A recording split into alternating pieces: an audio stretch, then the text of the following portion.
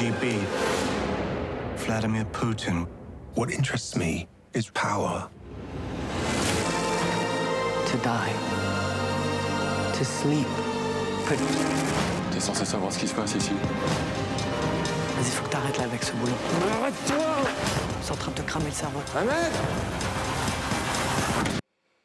Jude Law dans la peau de Vladimir Poutine dans Le Mage du Kremlin d'Olivier Assayas, Hamnet de Chloé Zhao, l'histoire intime derrière le mythe Shakespeare, et puis Grand Ciel, un drame social à la lisière du fantastique signé Aki Hirohata. Voilà pour le programme de ce nouveau numéro 100% cinéma de À l'affiche.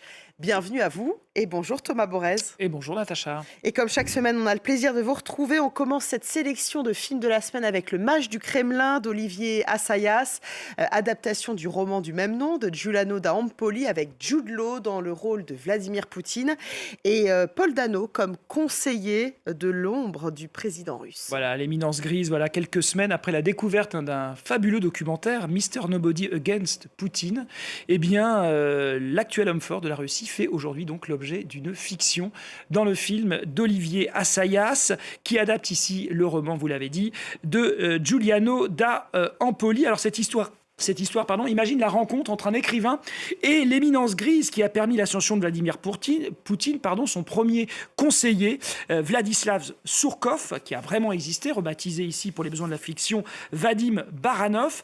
Poutine, vous l'avez dit aussi, est incarné par Jude Law, plus vrai que nature, au point que Giuliano da Empoli, l'auteur de ce Mage du Kremlin, dise même Jude Law, on le voit là à l'image, devient laid en jouant Poutine, ce qui est quand même un exploit remarquable. Belle performance. Et bien justement, il en pense quoi, Jude Law? On va l'écouter parler justement de son personnage, mais avant ça, on regarde la bande-annonce.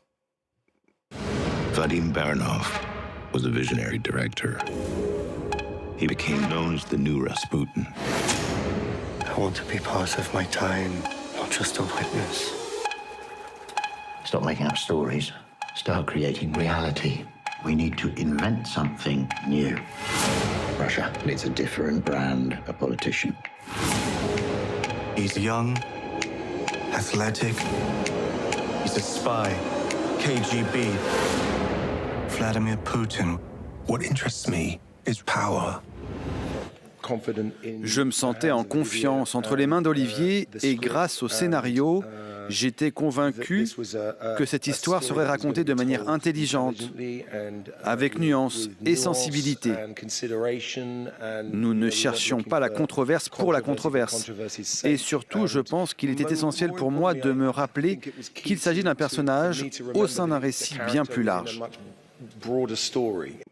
Voilà, Jude Law dans la peau de Vladimir Poutine. Dans le contexte actuel, un film sur le parcours du chef du Kremlin est forcément éclairant, Thomas. Est-ce que sur ce point, le film est réussi ? Pas vraiment, et c'est un peu dommage, parce qu'on a l'impression de voir plutôt un théâtre des marionnettes, avec des acteurs anglo-saxons, on l'a vu, qui s'amusent à jouer des Russes. Alors je comprends bien qu'il est plus facile aujourd'hui de financer à l'international un film avec Paul Dano ou encore Jude Law, mais ça a aussi quand même ses limites. Voilà, celle de transformer la Russie en une sorte de grande fiction hollywoodienne, et du coup ça désamorce tout le regard critique qu'on pouvait avoir sur Vladimir Poutine. Et la mise en scène d'Olivier Assayas et même surtout le scénario coécrit avec l'écrivain Emmanuel Carrère, eh bien, ne se concentre que sur l'anecdote, au risque d'enfoncer quand même des portes ouvertes. Oui, le personnage de Vladimir Poutine était d'abord supposément falot, une espèce de soldat zélé du KGB qui va s'avérer être un homme fort, de pouvoir, voilà, fort et égotique. Bref, c'est un film un peu trop classique et didactique, à défaut d'être totalement inspiré. Quel dommage de ne pas entendre cette belle langue qu'est le russe, Thomas. Autre sortie de la semaine, Hamnet de Chloé Zhao, une histoire d'amour et de mort qui implique le jeune William Shakespeare. Ce drame a obtenu 2 Golden Globes. De bon augure donc pour les prochains Oscars. Voilà, il s'agit en fait là aussi d'une adaptation d'un roman de l'Irlandaise Maggie O'Farrell paru en 2020 et qui se proposait en fait de raconter, sous le sceau de la fiction bien sûr, les origines du personnage d'Hamlet. Le film explore ainsi le drame intime du couple formé par William Shakespeare et sa femme Agnès à la mort de leur fils de 11 ans Hamnet. L'intrigue se déroule en 1596. Regardez. He lives not. You should go to London. That place in your head is now more real to you than anywhere else. I am myself indifferent on it. Again. Do you not wonder what is in it? In what? The play. What shall I do? Keep your heart open. Look.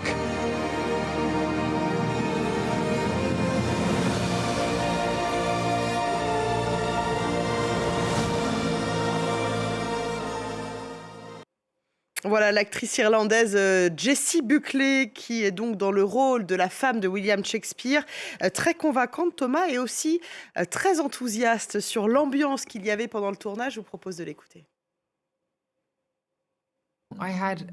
J'étais entourée d'artistes extraordinaires. Il est impossible de créer quoi que ce soit seul. On a besoin des autres, c'est tout un village. Il faut tout un village. Et j'ai eu la chance d'avoir le village le plus incroyable, où nous découvrions ensemble ce qu'était cette histoire, qui était cette femme et quelle était cette relation. Et j'ai adoré ça.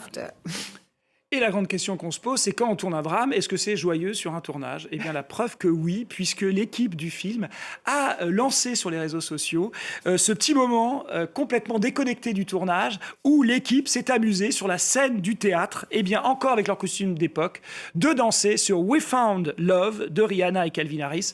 Regardez, c'est un petit cadeau.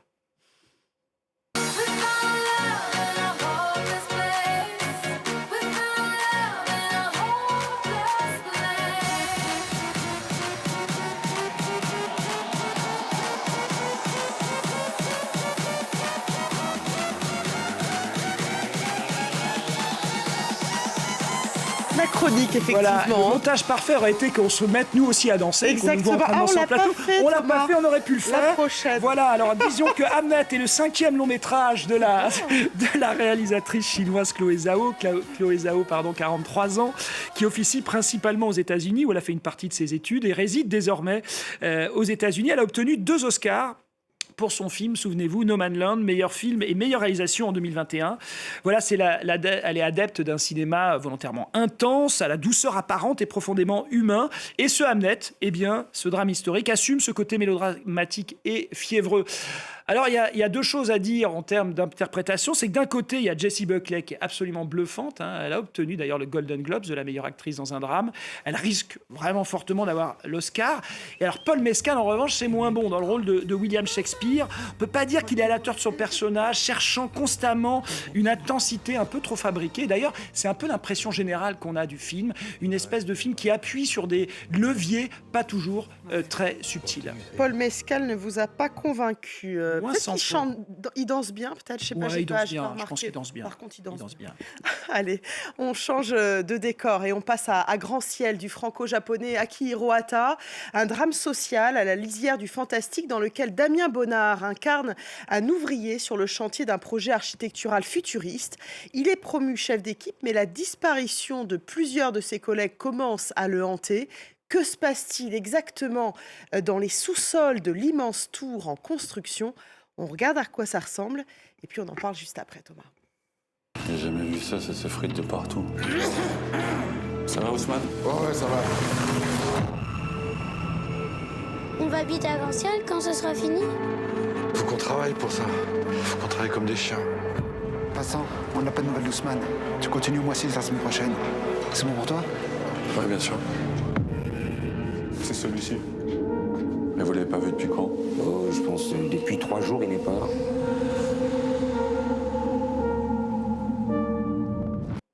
Voilà, décidément, l'architecture ne cesse d'inspirer les cinéastes du monde entier. On se souvient peut-être du système Victoria, déjà avec Damien Bonnard, mais aussi The Brutalist, évidemment, ou encore L'inconnu de la Grande Arche. Voilà, alors je le disais, après le système Victoria, Damien Bonnard remet le casque de chantier dans ce film qui parvient vraiment à nous intriguer de bout en bout par son atmosphère tendue. opaque, hein, on l'a vu dans la bande-annonce, très resserrée sur les personnages qui se demandent de plus en plus ce qui se passe autour d'eux. La mise en scène installe vraiment avec une très belle lumière, là on la voit, une lumière très chaude, un climat assez trouble, voilà, et qui montre la façon dont le rendement en fait d'un chantier est souvent très peu compatible avec la vie et la sécurité justement de ces ouvriers devenus des quantités négligeables. Donc c'est vraiment un thriller psychologique et social. Akihiro Hata est un cinéaste japonais qui a fait ses études en France, notamment à la FEMIS. Il est adepte d'un réalisme social, mais aussi fantastique, hein. Il y a quelque chose de très trouble tout au long du film. Voilà, c'est un jeu d'équilibriste parfaitement maîtrisé.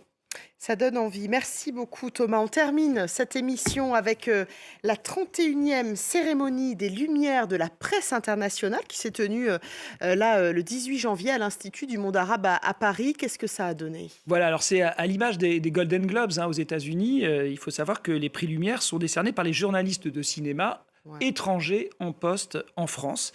Et là aussi, on peut le dire, hein, que ces trophées dessinent une ligne plus ou moins claire hein, qui peut nous mener jusqu'au prochain César. Ce sera le 27 février prochain. Alors, le grand gagnant de cette cérémonie, c'est le film de François Ozon, L'étranger, voilà, qui a remporté 3 trophées. Meilleur film, meilleur acteur pour Benjamin Voisin, on le voit là sur cette affiche. Et enfin, meilleure image de Manu Dacos. C'est vérité parce qu'il y a un noir et blanc comme ça un petit peu laiteux qui est assez intriguant. L'étranger, bien sûr, l'adaptation du classique de Albert Camus. Je ne vais pas revenir là-dessus. Léa Drucker, elle, a été sacrée meilleure comédienne pour son rôle dans Dossier 137 de Dominique Moll. C'est amplement mérité. On la voit, elle est contente, Léa Drucker. Le prix de la mise en scène est, on va dire, presque l'autre grand gagnant de cette cérémonie, est allé à l'Américain Richard Linklater, pour vous le voyez, Nouvelle Vague. Voilà, à noter que Guillaume Marbeck, qui incarne Jean-Luc Godard dans ce même film, a été récompensé, lui, du prix de la meilleure révélation masculine. Voilà, on félicite aussi Nadia Meliti, hein, l'héroïne du film La petite dernière d'Afsia Herzi, qui, elle, a été sacrée meilleure révélation. Merci beaucoup Thomas, merci à vous de votre fidélité. Je vous propose de nous quitter donc avec la bande-annonce de L'étranger de François Ozon, grand gagnant donc de cette cérémonie des Lumières à Paris. Je vous dis à très vite sur France 24. Il y a des choses dans votre geste qui nous échappent et nous avons besoin que vous nous aidiez à les comprendre. D'abord, regrettez-vous votre acte?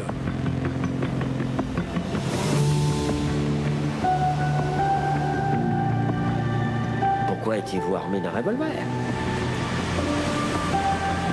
Et pourquoi revenir vers cet endroit précisément? France 24 évolue sur le numérique. Synthèse, analyse et décryptage. La sélection de la rédaction. Les articles les plus lus. Pour ne rien manquer, suivez-nous. France 24, l'info commence